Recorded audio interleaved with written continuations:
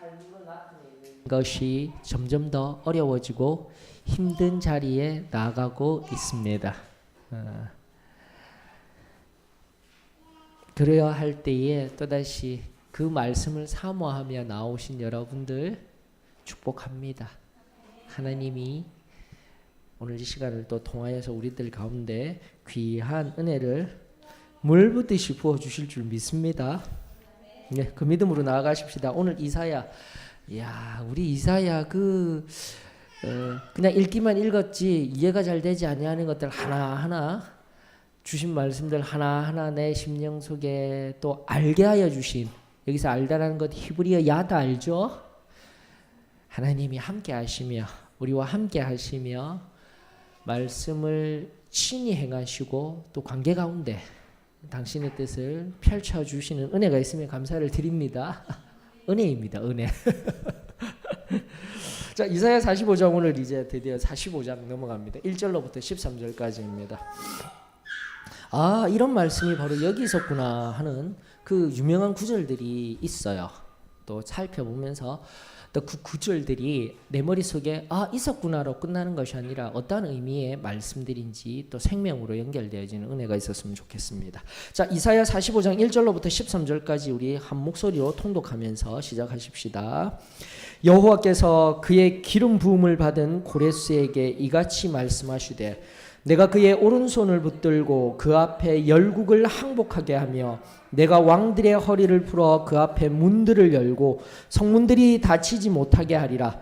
내가 너보다 앞서가서 험한 곳을 평탄하게 하며 논문을 쳐서 부수며 쇠빗장을 꺾고 내게 흑암 중에 보화와 은밀한 곳에 숨은 재물을 주어 내 이름을 부르는 자가 나 여호와 이스라엘의 하나님인 줄을 내가 알게 하리라. 내가 나의 종 야곱 내가 택한 자 이스라엘 곧 너를 위하여 내 이름을 불러 너는 나를 알지 못하였을지라도 내게 칭호를 주었나니라. 나는 여호와라 나 외에 다른 이가 없나니 나밖에 신이 없느니라. 너는 나를 알지 못하였을지라도 나는 내 띠를 동일 것이요 해 뜨는 곳에든지 지는 곳에든지 나밖에 다른 이가 없는 줄을 알게 하리라. 나는 여호와라 다른 이가 없느니라. 나는 빛도 짓고 어둠도 창조하며 나는 평안도 짓고 환난도 창조하나니 나는 여호와라 이 모든 일들을 행하는 자니라 하였노라. 하늘이여 위로부터 공의를 뿌리며 구름이여 의를 부을지어다. 땅이여 열려서 구원을 싹트게 하고 공의도 함께 음돋게 할지어다. 나 여호와가 이 일을 창조하였느니라. 질그릇 조각 중 한 조각 같은 자가 자기를 지으신 이와 더불어 다툴진대 화 있을진저 진흙이 토기장이에게 너는 무엇을 만드느냐 또는 내가 만든 것이 그는 손이 없다 말할 수 있겠느냐. 아버지에게는 무엇을 낳았소 하고 묻고 어머니에게는 무엇을 낳으려고 해산의 수고를 하였소 하고 묻는 자는 화 있을진저 이스라엘의 거룩하시니 곧 이스라엘을 지으신 여호와께서 이같이 이르시되 너희가 장래일을 내게 물으며 또 내 아들들과 내 손으로 한 일에 관하여 내게 명령하려느냐. 내가 땅을 만들고 그 위에 사람을 창조하였으며 내가 내 손으로 하늘을 펴고 하늘의 모든 군대에게 명령하였노라. 내가 공의로 그를 일으킨지라. 그의 모든 길을 곱게 하리니 그가 나의 성읍을 건축할 것이며 사로잡힌 내 백성을 값이나 갚음이 없이 놓으리라. 만군의 여호와의 말이니라 하셨느니라. 아멘. 아멘.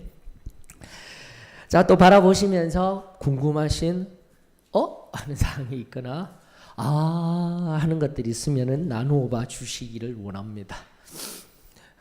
세상에서 가장 맛있는 아이스 케이크 이름 아시죠? 아만나? 나에게는 맛있어요. 맞죠? 아만나? 맞죠? 아만나 맞아요. 또요. 빼빼로바 뭐 그런 거. 저는 나누어봐. 그래 많이 지치고 힘드실 텐데 웃으시면서 우리 함께 나아갔었으면 좋겠습니다. 우리 나누어봐. 만나는 거 먹어보십시다. 자.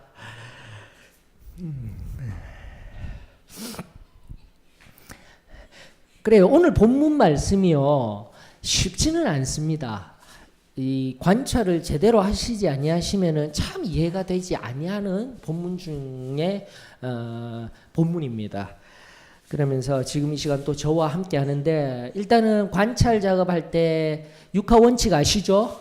동사랑 접속사 이런 얘기 다시 안 하시더라도 관찰은 해석을 위한 정확한 하나님의 뜻을 알아가기 위한 가장 기초적인 작업입니다. 그래서 하나님의 말씀을 세밀하게 살펴보실 수 있는 눈을 기르셔야 말씀에 의거한 하나님의 뜻을 명확히 끌어올릴 수 있습니다. 그리고 더하여 가장 중요한 성령이 우리와 함께 하시며 기도하는 마음으로 또 말씀을 바라보게 될 때 내가 가지고 있는 관찰의 기술과 더불어 하나님의 뜻이 명확히 끌어올려져요. 그래서 그렇게 끌어올려진 진리가 내 삶 가운데 능력이 될 수 있도록 만들어 나아가는 은혜가 저는 우리 소망교회에 충만하여지기를 축원합니다. 쉬워요. 또 쉽다 하면 안 돼요. 목사님만 쉽죠. 여기 이 본문 속에서요 등장인물을 찾으시면 됩니다. 팁을 드리자면은 세 사람의 등장인물을 찾으셔야. 첫 번째는 누굴까요? 고레스는 당연히 나왔어요. 맞죠? 또요? 등장인물 이러니까 그렇죠. 인물 이러니까 감히 인물 사람에게 빗대어서 예 맞아요. 여호와 하나님이 나오셔야 되고요. 그 다음 고레스 또 한 인물은 누굴까요? 토기장이. 토기장이. 그런데 토기장이는 비유로 나온 것 같아요. 그렇게 하면 아버지 어머니 다 나와야 되겠죠. 예. 9절로부터 10절에 나온 것은 비유적인 측면이 있습니다. 누굴까요? 한 인물이. 예, 이스라엘입니다. 이게 보이시면 되는 거예요. 그러면은 구조가 명확하게 보여집니다. 여호와 하나님, 고레스, 이스라엘이에요. 그러면서 앞에 보면은 이제 45장 1절이 이렇게 시작합니다. 여호와께서 그의 기름 부음을 받은 고레스에게 이같이 말씀하시되. 맞죠? 그럼 내가 이제부터 누구에게 말하는 겁니까? 고레스에게 이야기를 하는데 여기에서 잠깐만 좀 독특한 점이 뭐냐면은 중요한 인물이 바로 고레스라는 겁니다. 고레스를 통하여서 결국은 지금 1절로부터 13절이 이야기하는 마지막 13절에 또 그라고 되어 있어요. 3인칭으로 되어 있어요. 맞습니까? 3인칭 대명사. 1절과 13절이 3인칭으로 되어 있습니다. 보이십니까? 맞죠? 그의 맞죠? 찾으셨죠? 그렇다면 이 그가 누구라고요? 고레스예요. 고레스. 이것을 명확해야 됩니다. 그러면서 이같이 말씀하시되 해놓고 끊어놓고요. 여기서 이스라엘에게 말씀하셨던 거예요. 1절은. 이해되셨습니까? 맞죠? 그러니까 3인칭이 된 사람이 누구라는 거예요? 고레스라는 겁니다. 그의 오른손을 붙들고 여호와 하나님께서 고레스의 오른손을 붙들고. 맞죠? 그렇게 1절이 이해되어지는 겁니다. 그런데 2절에 보니까 너 2인칭으로 바뀌어졌어요. 맞죠? 1인칭에서 너로 바뀌었죠. 이때 너도 누구예요? 고레스인 거예요, 여러분들. 그래서 잠깐 멈추어서서 이런 부분으로 살펴보셔야 됩니다. 이제 이 부분만 살펴보시면은 이젠 간단해요. 7절과 8절이 중심절이에요. 7절과 8절을 중심절로 하여서 조금 해석이 관찰하기가 난해한 부분이기 때문에 미리 구조적으로 제가 알려드리고 하는 겁니다.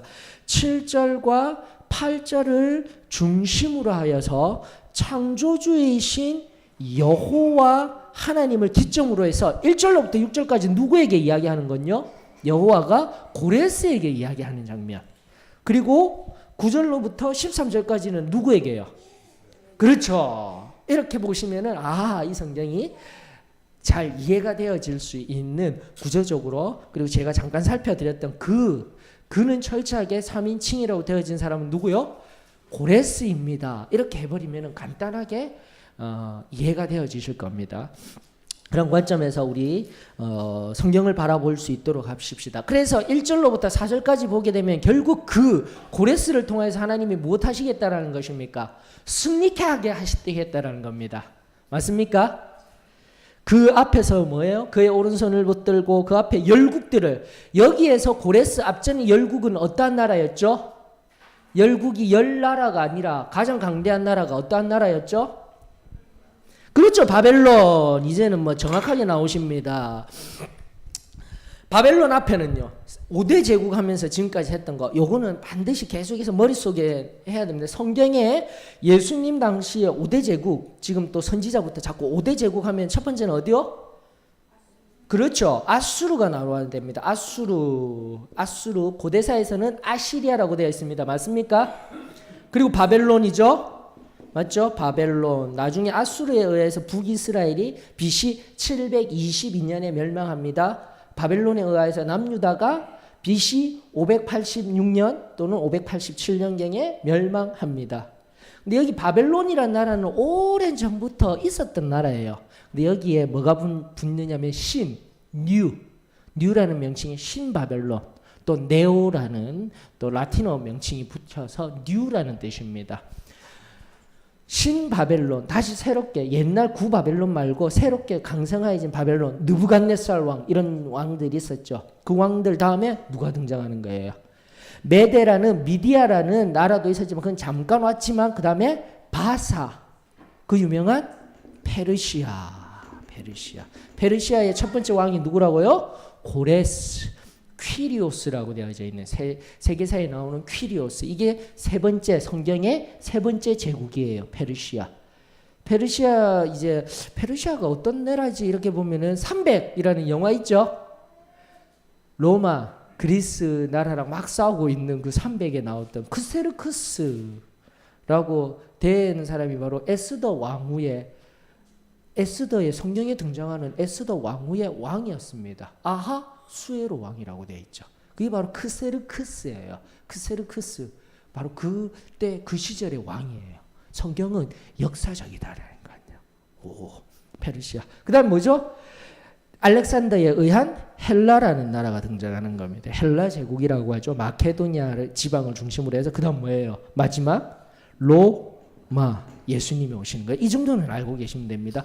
아수르, 바벨론, 페르시아, 헬라, 로마. 이게 바로 성경에서 말하는 5대 제국이라고 이름을 붙일 수 있는 나라를 넘어서 커다란 영토를 가지고 강성하였던 제국입니다. 지금 얘기 어디 하고 있죠? 바로 페르시아가 시작되는 이 시점에 고레스라는 왕에 대한 이야기를 하고 있는 겁니다. 바벨론을 무너뜨린 왕에 대한 이야기를 하고 있습니다. 그러면서 여기에서 열국을 항복하게 하고 바벨론 이야기하는 거예요. 열국, 그 당시 강성하였던 나라는 바로 바벨론입니다 하고 가서 처부수고 쇠빗장을 꺾고 그곳에서 은밀한 보화와 그 모든 것들을 다 얻게 될 것이야 고레스에게 이야기하고 있는 것입니다. 이해되셨죠?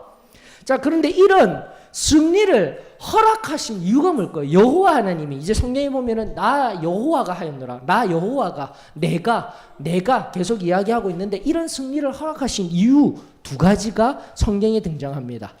첫 번째는 3절 하반절에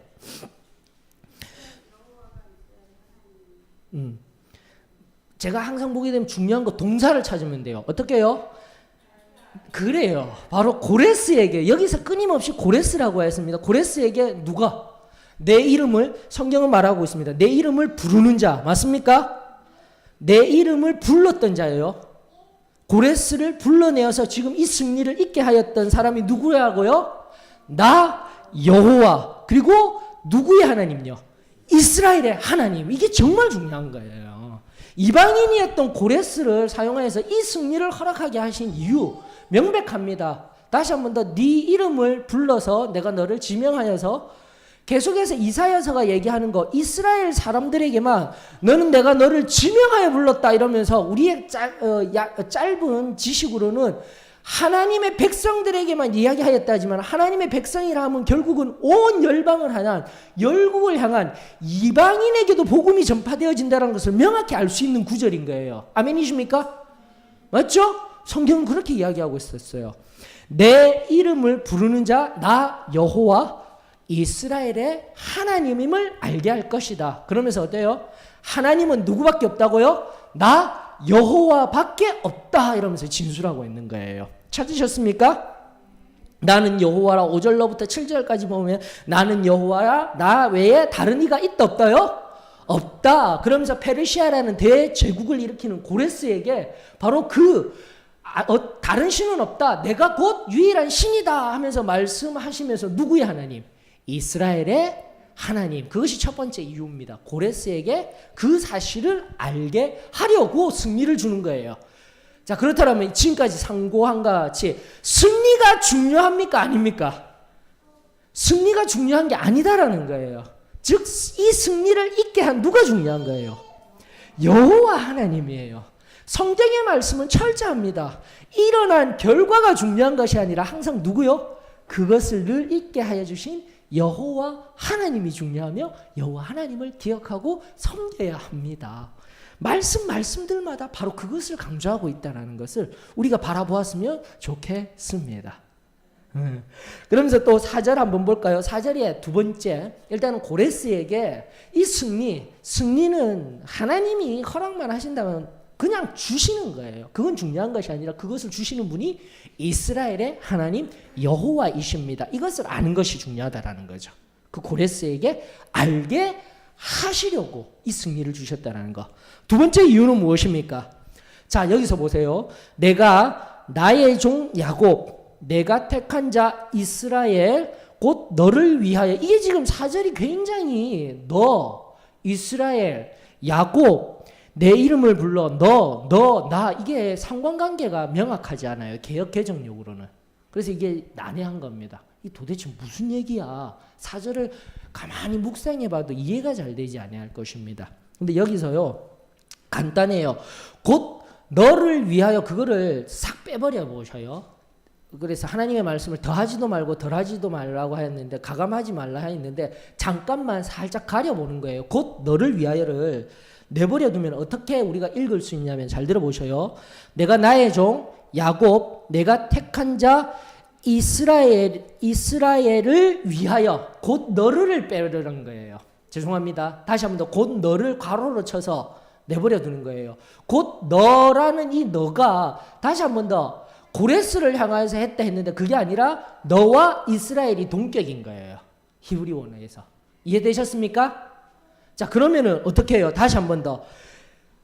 처음 질문했던 거, 승리를 허락하신 이유가 뭐예요? 첫 번째는 고레스에게 이스라엘의 하나님이 여호와이시다, 이것을 알게 하시고요. 두 번째는 뭐예요? 누구를 위하여요?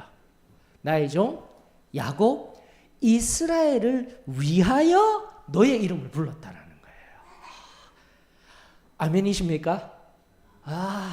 이게 핵심이에요. 바로 이방인의 왕이었던, 그 당시 제국의 왕이었던 고레스를 불러낸 이유가 철저하게 누구를 위하여서요? 다시 한 번 더, 1차적으로는 이스라엘을 위하여서 바로 여기 고레스를 불러 너는 나를 알지 못했다 했을 때, 여기서 너라는 것은 고레스인 거예요. 철저하게 너는 나 알지 못하였어도 뭐라 했다고요? 내게 칭호를 주었노니. 여기서 칭호라면은 다시 한 번 더 이름을 주어서 불렀다라는 것입니다. 맞습니까?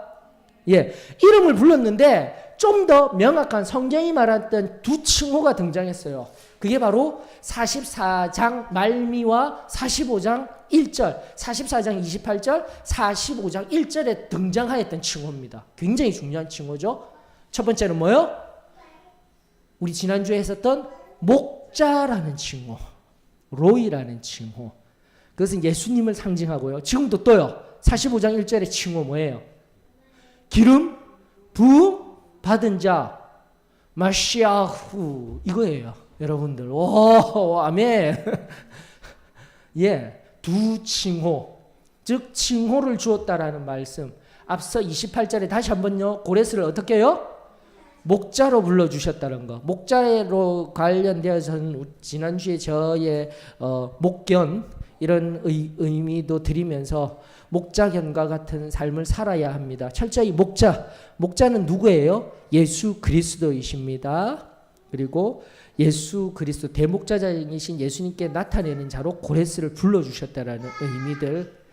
그리고 오늘 45장 1절에 등장하는 기름 부음 받은 자가 무슨 뜻이요? 메시아라는 뜻이에요. 메시아. 바로 지금 이 칭호를 허락한 이유 뭡니까?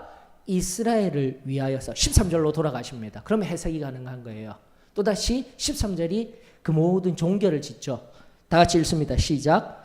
내가 공의로 그를 일으킨지라. 그의 모든 길을 곧게 하리니 그가 나의 성읍을 건축할 것이며 사로잡힌 내 백성을 값이나 갚음이 없이 놓으리라. 해석이 되어지는 거예요.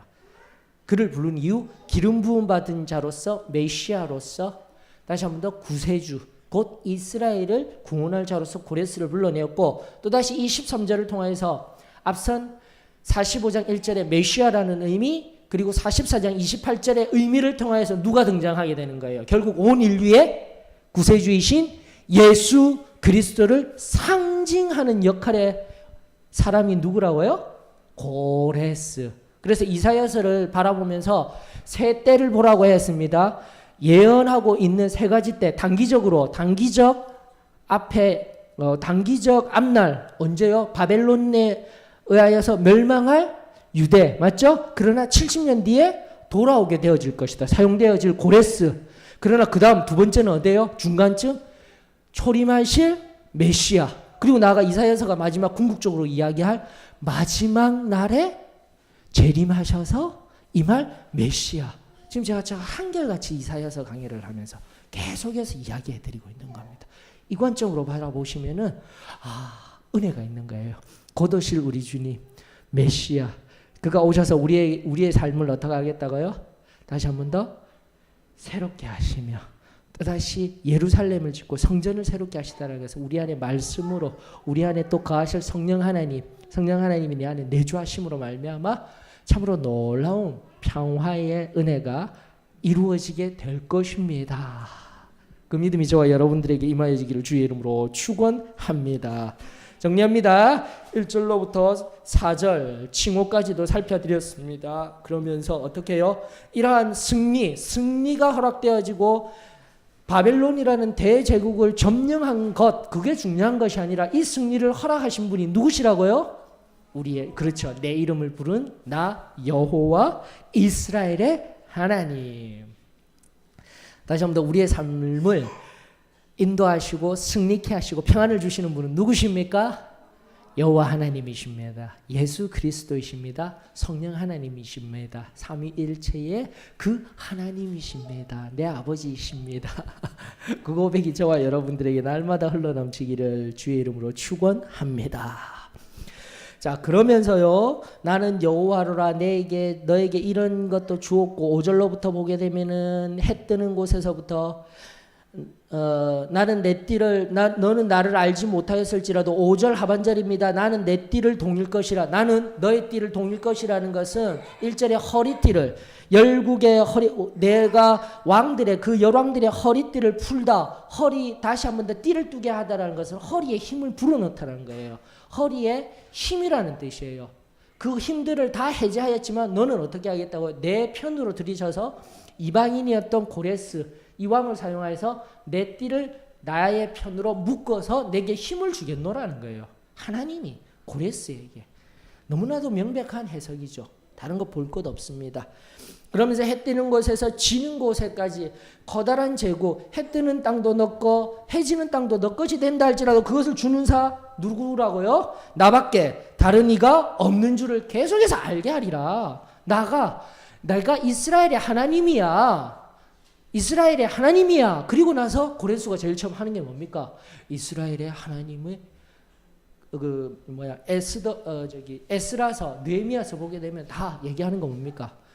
율령 반포해서 돌아가게 하잖아요. 이미 우리 그 전에 다 보았습니다. 이것이 고레스를 통하여서 참된 자유, 포로에서 자유케 한 놀라운 역사에 사용되어진 고레스.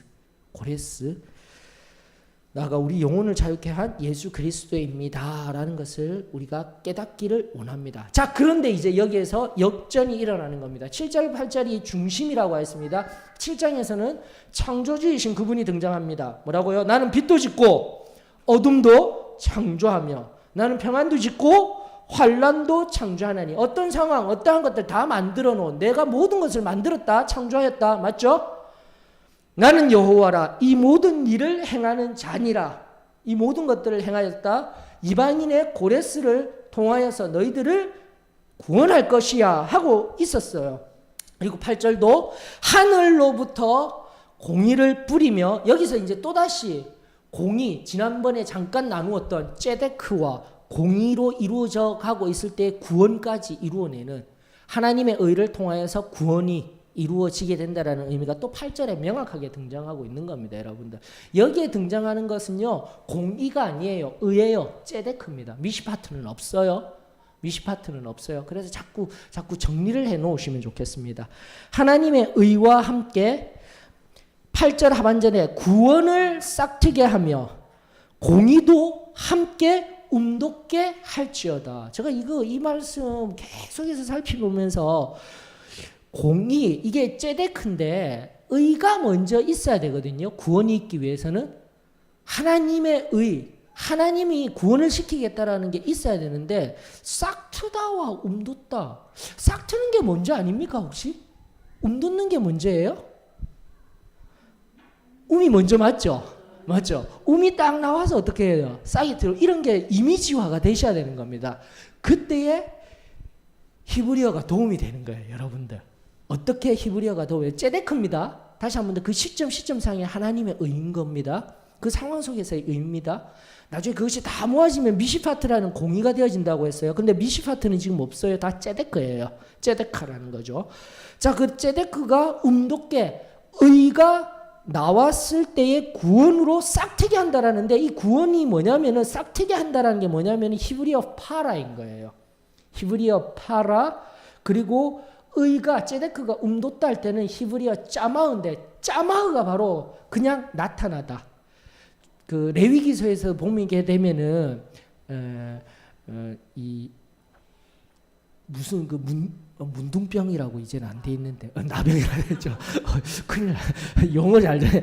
나병이 날 때 여기에 피부에 붉은 반점이 나타나고 할 때 그게 바로 짜마흐예요. 무언가 나타나는 것, 나는 것, 이 모든 것을 말하는 것이 짜마흐. 지금처럼 하나님의 의가 나타나서 그 다음 앞서 말했던 히브리어 싹트다라는 걸로 끝내면 안 돼요. 싹트다라는 것보다 더 큰 게 뭐냐면 이게 파라가 무슨 의미냐면은 창세기 1장 26절? 28절로 제가 기억하는데 하나님이 인간을 만드시고 뭐라고 하셨어요? 생육하고 번성하라. 땅을 충만하라. 이런 의미예요. 생육하고 번성하라는 의미가 뭐예요? 바로 파라의 의미입니다. 생육하라. 싹이 튼 것만이 된 것이 아니라 구원이 어떻게 되는 거예요? 하나님의 의를 통하여서 지금 이 의를 통하여서 구원의 은혜가 어떻게 해요? 충만하게 된다라는 의미가 좀 더 가까운 히브리의 원어적인 의미인 겁니다. 아멘. 다시 한번 더 구원은요. 하나님의 의에 의하여 하나님의 의에 의하여 지금도 예언서를 통하여서 우리가 의, 공의, 정의 부분을 명확히 보고 있습니다. 즉 우리의 의가 아닌 하나님의 의에 의하여 우리는 구원을 덧입은 자들입니다.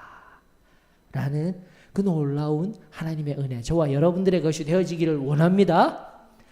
그런데 문제는 바로 9절로부터 문제가 되는 거예요. 이제 9절로부터 누구라고 했죠? 이 사람들? 이스라엘을 뭐라고 있는 거예요 지금? 그 유명한 로마서 9장에서도 등장하였습니다. 사도 바울이 유대인들을 향해서 책망할 때도 이 말씀이 등장했고요. 토기장이가 뭐예요? 토기가 네가 뭔데 토기장이 보고 나 이렇게밖에 못 만들었어요. 왜 그렇게 이야기하냐고. 이미 로마서를 통해서 여러분들이 그 말씀을 더 잘 알 텐데 바울이 바로 이 말씀을 인용한 거예요. 화 있을진저 또다시 이중으로 강조되어지고 있는 만들어진 이스라엘이 오히려 뭐하고 있는 거예요? 여호와 하나님을 향하여서 불평하고 있는 거예요.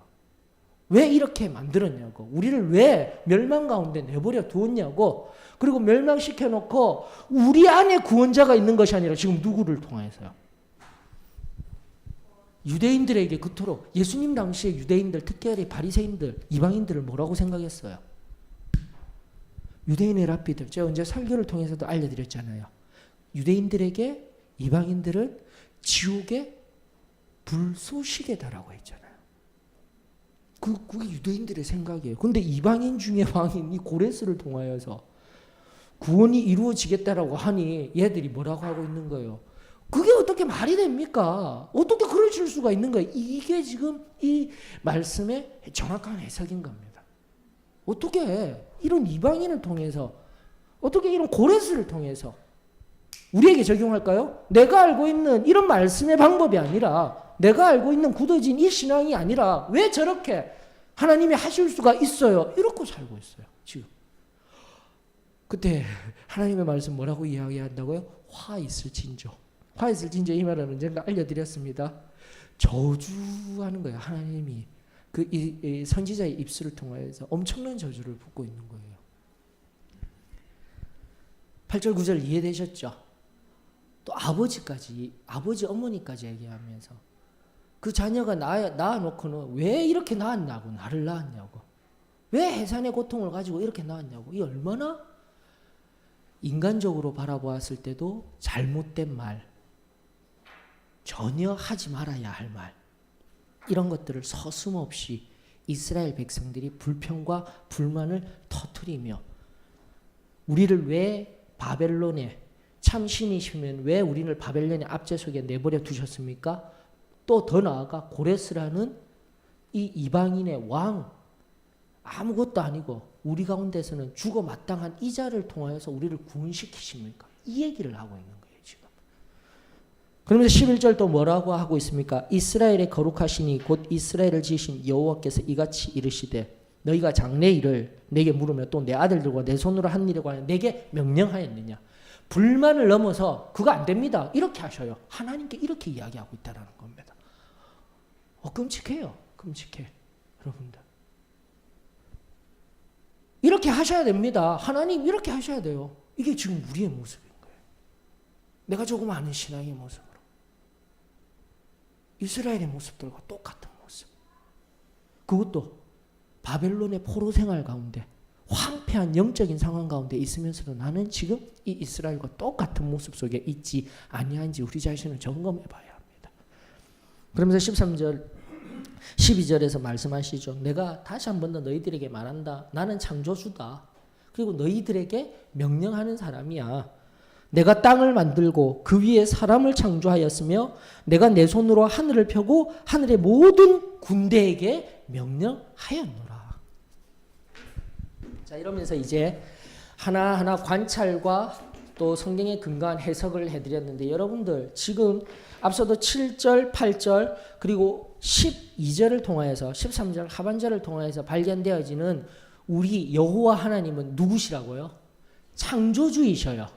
맞습니까? 그리고 또요, 창조만 하시고 오늘날의 신학이 이야기하듯이 창조만 하시고 하나님은 그냥 자기들을 알아서 살아가도록 내버려 두시고 방관하시는 분, 나아가 신은 죽었다라고 생각하도록 만드는 부정신학이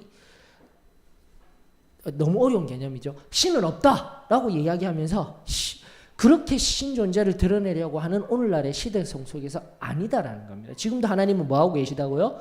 창조하시고 지금도 모든 만물을 어떻게 해요? 주관하고 계시다라는 거예요. 좀 더 면밀히 들어가면 구원받은 우리들에게 예수 그리스도는, 하나님은 어떠한 분이시더라고요? 구세주이십니다. 그리고 내 삶의 주인이십니다. 이 고백이 나와야 되는 거예요, 오늘의 이 말씀을 통해서.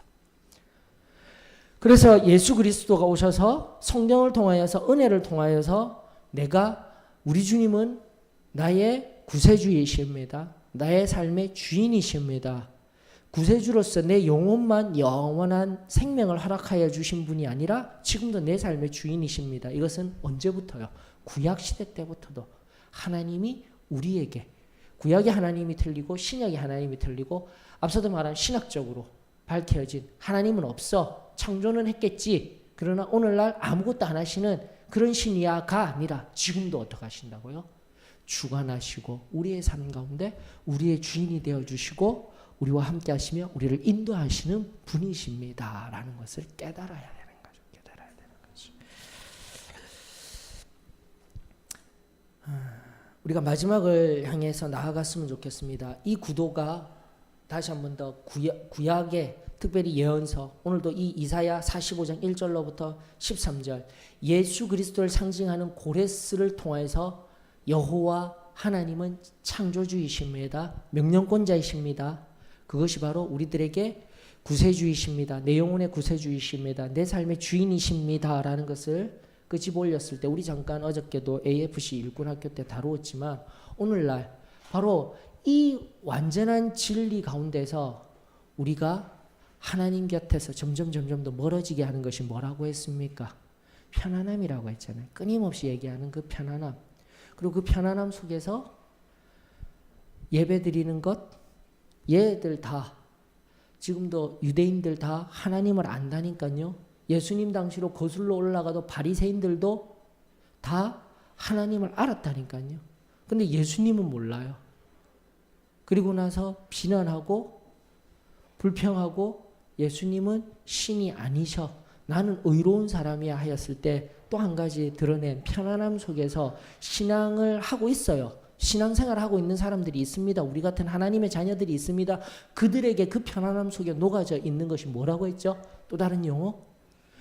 그래요. 익숙함이에요, 여러분들. 그냥 예배 드려서 10시간, 1시간 앉아 있는 게 그게 익숙해지는 거예요.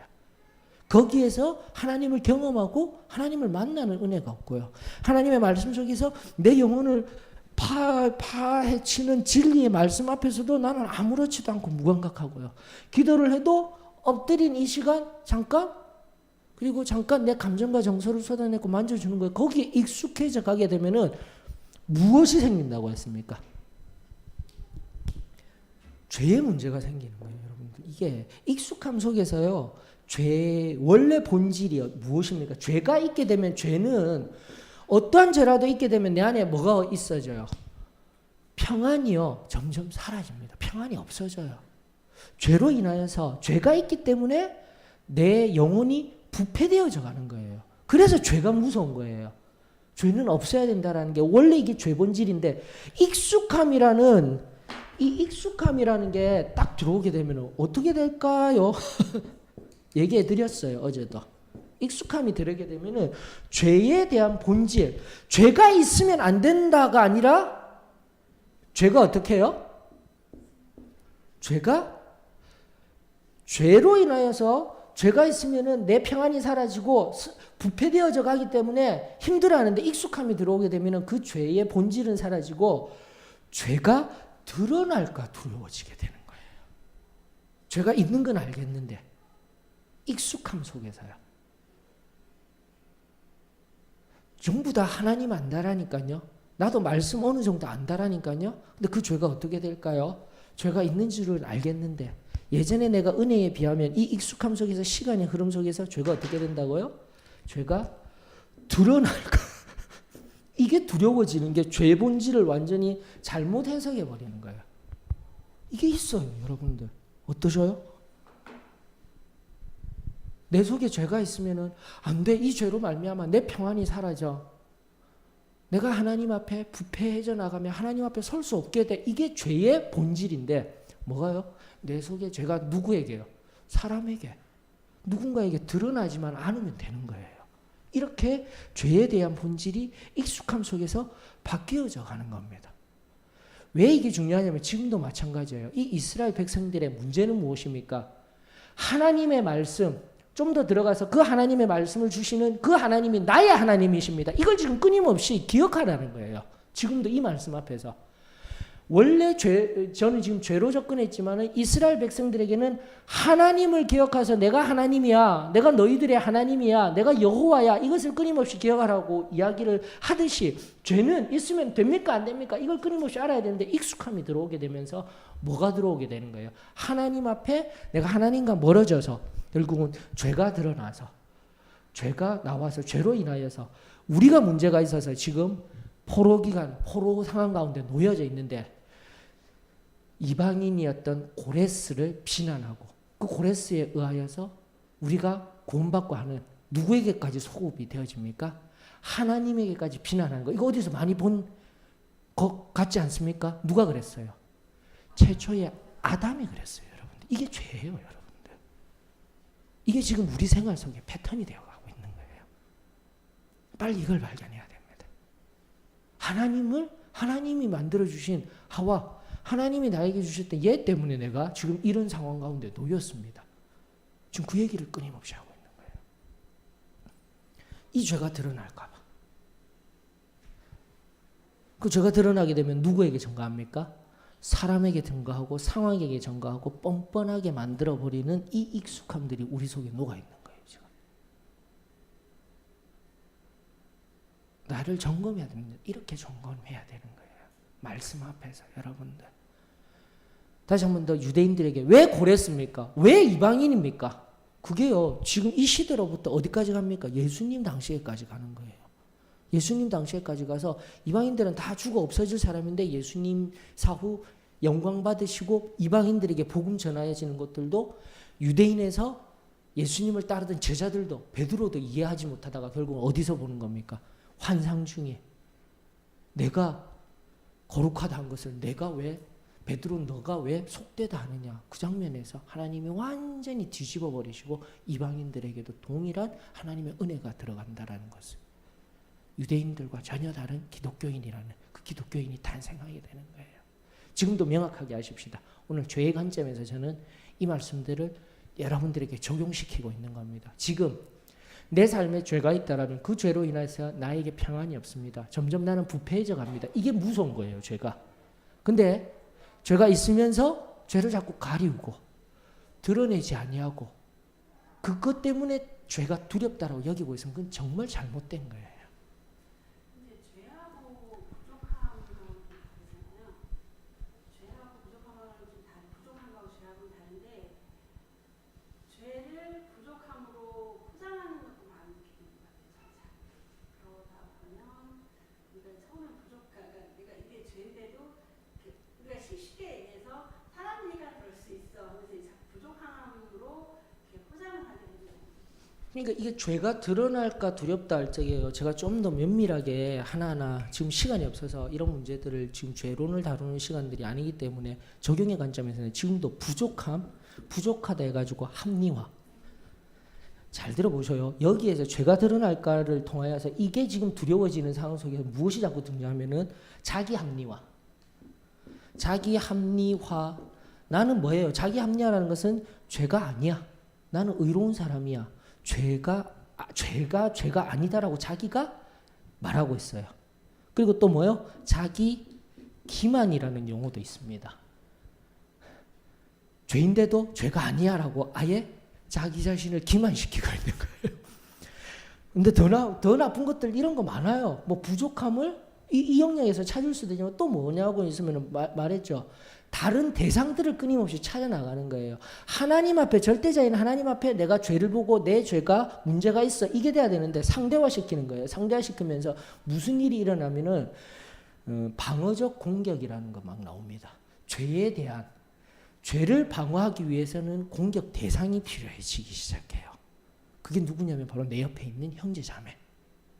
상대화된 의를 가지고 내가 저 사람보다는 뭐요? 예, 방어적 공격성 이런 부분 조금씩 더 들어가면요 우리 삶에 이런 영역들이 엄청 많아지는 거예요. 다 다른 사람에게 전가하고 아담이 죄 앞에서 가리우다 했죠. 가리우고 하와에게 전가시키고 했던 모습들이요 오늘날에 이런 식으로 등장하는 거예요. 부족함 가리우고요. 자꾸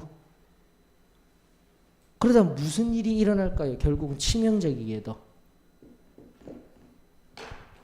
관계들이 깨어져 나갑니다. 그토록 이야기하는 관계. 알지어다. 내가 너의 하나님이야. 알아야 돼. 지금 알아야 된다라는 거. 알지어다라는 용어가 야다라고 지금 계속 하고 있죠. 야다가 뭐냐면은 계속된 친밀한 관계 속에서 알아가는 거라고 했잖아요. 지금처럼 제가 이런 지식들을 알려주는 것이 아니라 늘 부딪히고 만나고 되어지는데 이 관계가 어떻게 깨어집니까? 하나님과도 깨어지고요. 사람과도 형제 자매들과도 점점 더 깨어져 나가는 게 이게 바로 죄의 본질인 거예요. 여러분들. 이런 죄를 무서워해야 되는데 지금 나는 항상 뭐가요? 나는 의로운 사람이기 때문에 예수님 당시에 바리새인들처럼 드러내지 아니할까? 그래 왜 자꾸 목사님 갑자기 왜 이렇게 이야기를 하시고 고레스라는 사람에게 바로 이방인인데 고레스인데 아니에요. 이미 70년 동안 이스라엘 백성 제가 큰 틀에서 알려드렸습니다. 자기들이 뭐 했다고요? 하나님의 말씀을 제대로 알지 못하였구나. 하나님의 의를 따르지 못하겠구나, 하나님과 함께 하지 못하겠구나 알았어요. 그러면 알았으면 어떻게 해야 돼요? 내가 잘못했습니다. 회개하고 끊임없이. 그래서 선지서들이 뭐 하고 있는 거예요? 돌아오라 돌아오라. 그 얘기가 자꾸 나오는 이유가 여기 있는 거예요. 그런데 지금도 이 본문 속에서 고레스를 통해서 하나님이 회복시키겠다는데 뭐 하고 있는 거예요? 이 사람 이방인이에요. 어떻게 이런 사람을 통해서 우리를 회복시킨다고 하십니까? 죄의 본질은 사라지고 뭐예요? 다시 한 번 더 방어적 공격. 오늘 그 우리 모습 속에서 발견할 수 있는 이런 것들로 지금 고레스 이런 사람 이러고 안 돼요. 하나님 이렇게 하지 마세요. 뭐 한다고요? 11절에 명령하고 있는 거예요. 장래일 이런 것들, 내 자손들에게 할 일, 내가 하는 일 이렇게 하지 말고 내가 원하는 대로 해주세요. 성경이 우리들에게 명확하게 말씀하고 있잖아요. 오늘 내 모습들을.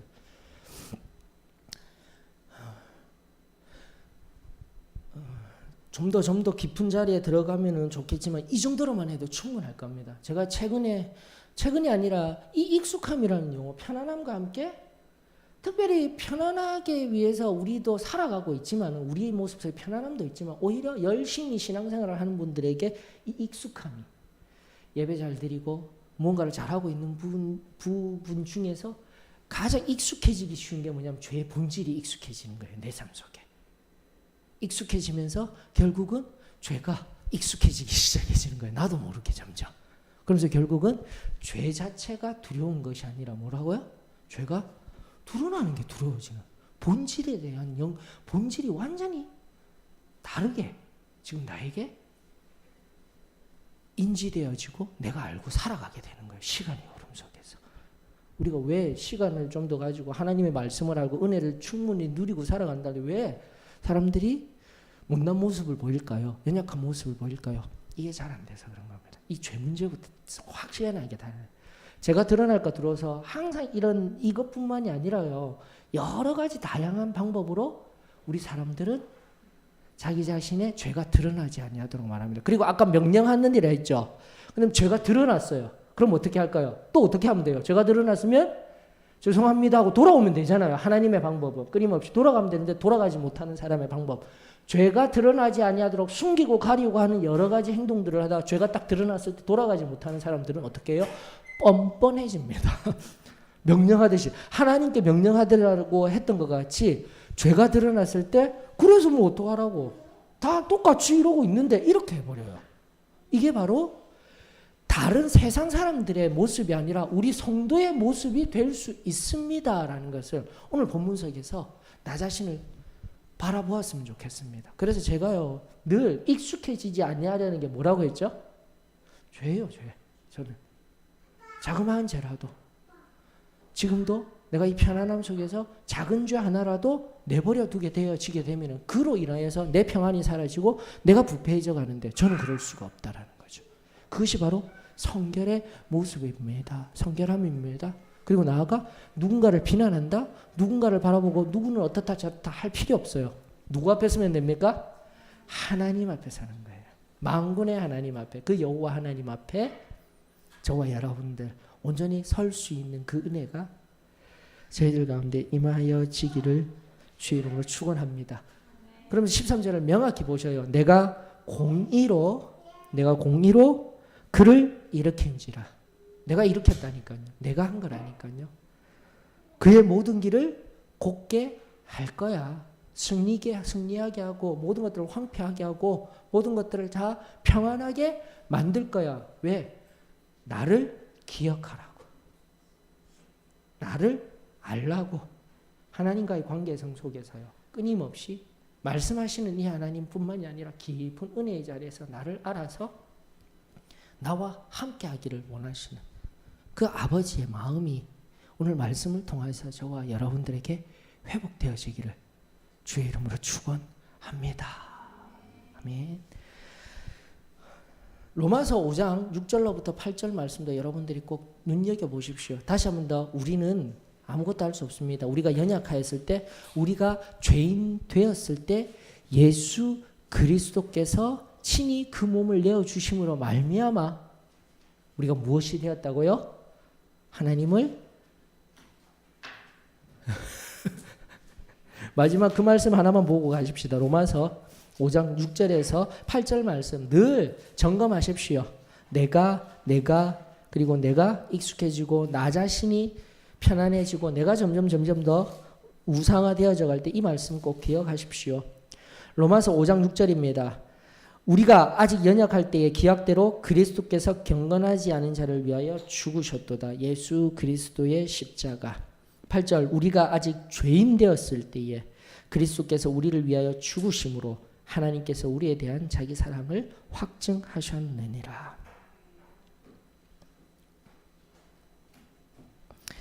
다시금 하나님은 뻔뻔함 속에서도 그러한 상황 속에서도 돌아오라.